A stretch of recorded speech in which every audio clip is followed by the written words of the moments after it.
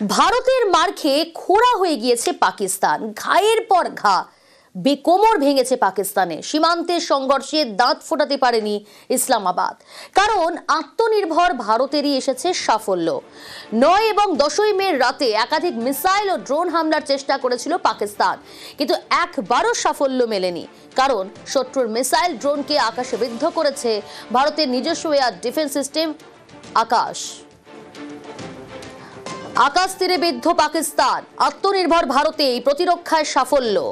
পাকিস্তানকে কুপকাত করেছে ভারতের আকাশ তীর। ভারতের তৈরি এয়ার ডিফেন্স সিস্টেম আকাশ তীর। আকাশ তীর একটি সম্পূর্ণ স্বয়ংক্রিয় প্রতিরক্ষা ব্যবস্থা। বিভিন্ন রাডার সিস্টেম, সেন্সর ও যোগাযোগ প্রযুক্তিকে ব্যবহার। অনুপ্রবেশকারী ক্ষেপণাস্ত্র, ড্রোন সম্পর্কে তথ্য সংগ্রহ করে প্রত্যাঘাতের জন্য নিজেই সিদ্ধান্ত গ্রহণ। আকাশ তীরে বিদ্ধ পাকিস্তানের একাধিক মিসাইল, ড্রোন। আত্মনির্ভর ভারতের শক্তির প্রতীক আকাশ তীর।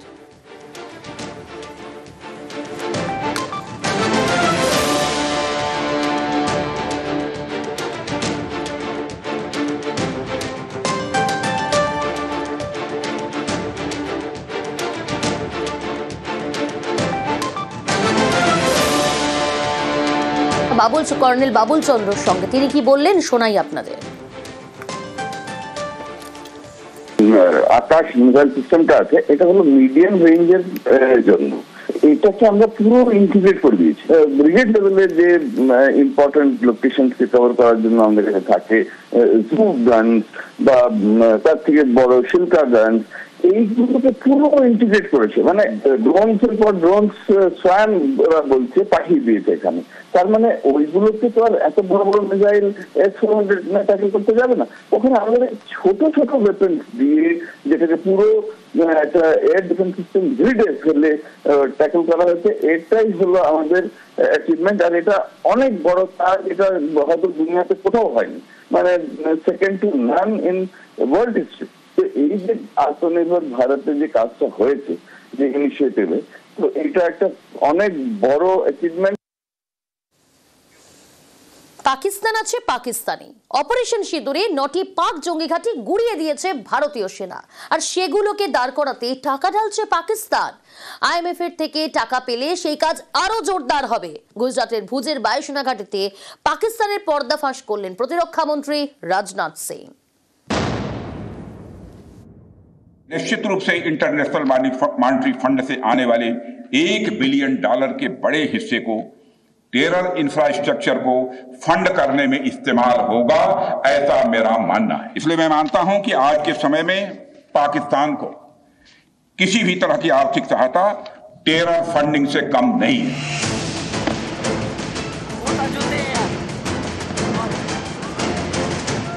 22 এপ্রিল পহেলগাঁওয়ে 26 জন নিরীহ নাগরিকদের খুন করে পাক জঙ্গিরা। এর 15 দিনের মাথায় ভারতের প্রত্যাঘাত, অপারেশন সিঁদুর।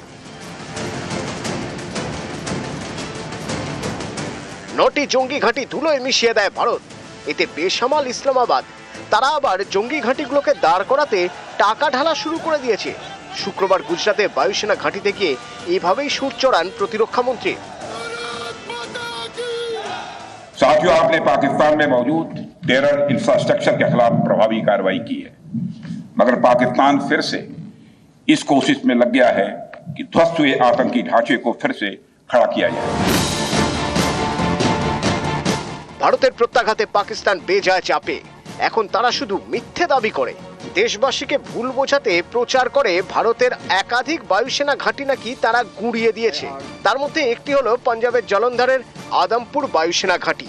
পাকিস্তানের দাবি এখানে হামলা চালিয়ে তারা নাকি ভারতের S-400 গুঁড়িয়ে দিয়েছে। গত মঙ্গলবার সেই আদমপুর বায়ুসেনা ঘাঁটিতেই যান প্রধানমন্ত্রী। তখনই পাকিস্তানের মিথ্যে হাতে নাতে ধরা পড়ে যায়। এই দেখুন, প্রধানমন্ত্রীর পিছনে দেখা যাচ্ছে ভারতের S-400 এয়ার ডিফেন্স সিস্টেম, যার আরেক নাম সুদর্শন চক্র। দিব্যি মাথা উঁচু করে দাঁড়িয়ে, কিচ্ছু হয়নি, একটা আঁচড়ও পড়েনি। মঙ্গলের পর শুক্রবার প্রধানমন্ত্রীর পরে প্রতিরক্ষা মন্ত্রী। গুজরাতের ভুজের এই বায়ুসেনা ঘাঁটিও গুঁড়িয়ে দেওয়ার মিথ্যে দাবি করে পাকিস্তান। সেখানে রাজনাথ সিং যাওয়ায় তাদের মিথ্যে আবার ধরা পড়ে গেল। অপারেশন সিঁদুরে 9টি জঙ্গি ঘাঁটি ধুলোয় মিশিয়ে দেয় ভারত। এর মধ্যে রয়েছে লাহোরের কাছে মুদ্রিকেতে লস্করের সদর দপ্তর, বাহাওয়ালপুরের জৈশ-এ মোহাম্মদের সদর দপ্তর। এই জঙ্গি ঘাঁটিগুলো ছাড়া পাকিস্তান আস্ফালন করতে পারছে না, তাই জঙ্গি ঘাঁটিগুলো দাঁড় করাতে দেশের কোষাগার উজাড় করে দিচ্ছে। প্রতিরক্ষা মন্ত্রকের তথ্য অনুযায়ী পাকিস্তানের সাধারণ মানুষের ট্যাক্সের টাকা জৈশ-এ মোহাম্মদের মতো জঙ্গি সংগঠনকে দেয় পাকিস্তান সরকার। অপারেশন সিঁদুরে জৈশের মাথা মাসুদ আজহারের 14 জন আত্মীয়র মৃত্যু হয়। এরপরেই মাসুদ আজহারকে 14 কোটি টাকা দেয় পাক সরকার। पाकिस्तान फिर से इस कोशिश में लग गया है कि ध्वस्त हुए आतंकी ढांचे को फिर से खड़ा किया जाए। वहां की सरकार पाकिस्तानी आम नागरिकों से लिया गया टैक्स जैशे मोहम्मद जैसे आतंकवादी संगठन के आका मसूद अजहर को करीब 14 करोड़ रुपए देने में खर्च करेगी। लश्कर ए तोयबा और जैशे मोहम्मद के मुरूद के और बहावलपुर स्थित टेरर इंफ्रास्ट्रक्चर को फिर से खड़ा करने के लिए पाकिस्तान सरकार ने आर्थिक सहायता देने की घोषणा की है।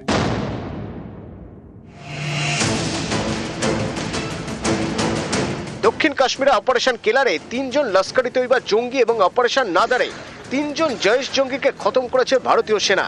তাতেই মাথা খারাপ হয়ে গিয়েছে পাকিস্তানে। তাসের ঘরের মতো ভেঙে পড়া জঙ্গি সংগঠনগুলোকে অক্সিজেন দিতে চাইছে ইসলামাবাদ। সম্প্রতি পাকিস্তানকে $100 কোটি মঞ্জুর করেছে আন্তর্জাতিক অর্থ ভান্ডার IMF। প্রতিরক্ষা মন্ত্রীর মতে এই টাকা আবারও জঙ্গি কারখানা তৈরিতেই খরচ করবে ইসলামাবাদ।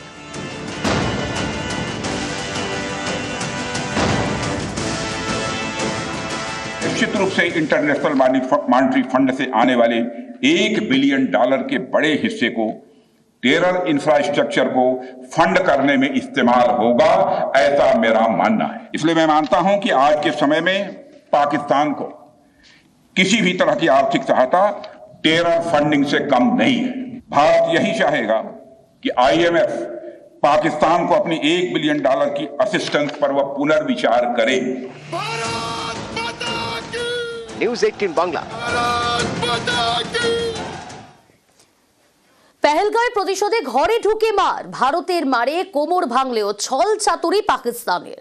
মুখ রক্ষায় বারবার ধামাচাপা দেওয়ার চেষ্টায় সার, বারবার মিথ্যাচার করেছে পাকিস্তান। ঘরে বাইরে সারাশি চাপে শেষমেশ মারের কথা কবুল। 9 और 10 की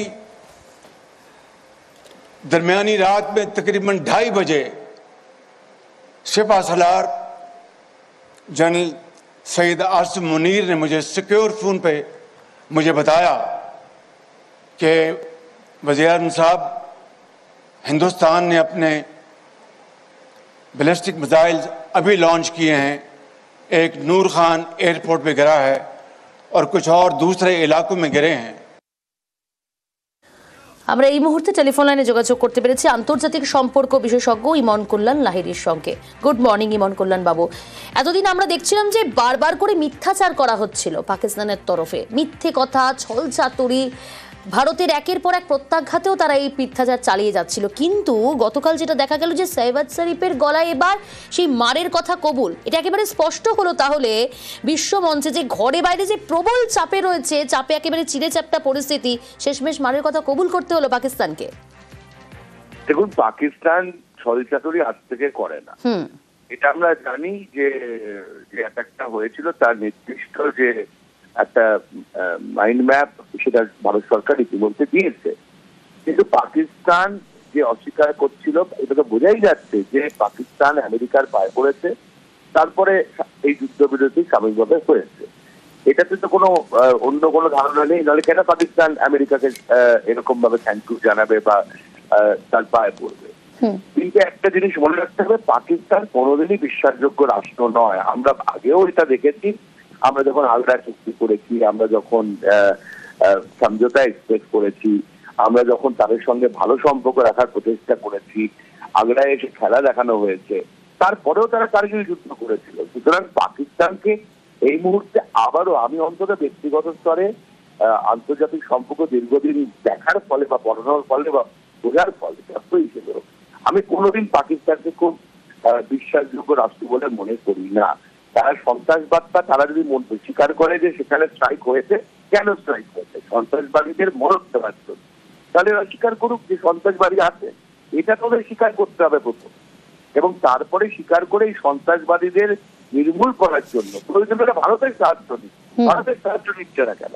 তারা যদি বলে যে আমরা ফ্রন্টিয়ার ফোর্স টু এলিমিনেট সন্ত্রাসবাদ, তাহলে ভারতের সাহায্য নিক না। ভারত অস্বীকার করেনি সাহায্য দেবে না বলে।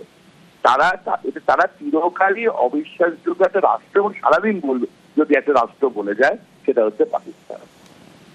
বেশ,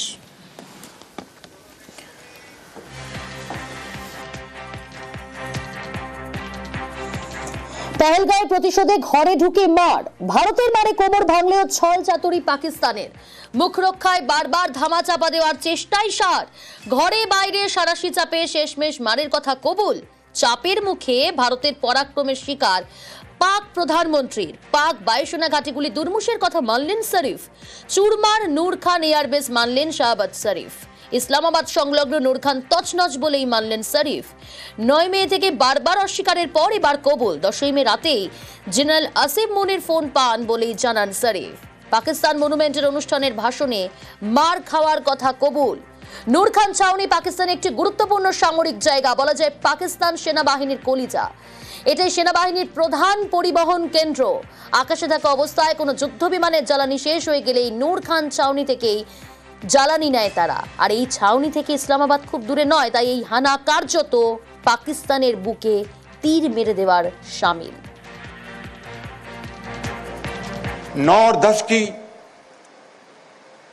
दरमियानी रात में तकरीबन 2:30 बजे सिपा सलार जनरल सईद आसिफ मुनीर ने मुझे सिक्योर फोन पे मुझे बताया कि वज़ीर-ए-आज़म साहब, हिंदुस्तान ने अपने बैलिस्टिक मिसाइल अभी लॉन्च किए हैं, एक नूर खान एयरपोर्ट पे गिरा है और कुछ और दूसरे इलाकों में गिरे हैं।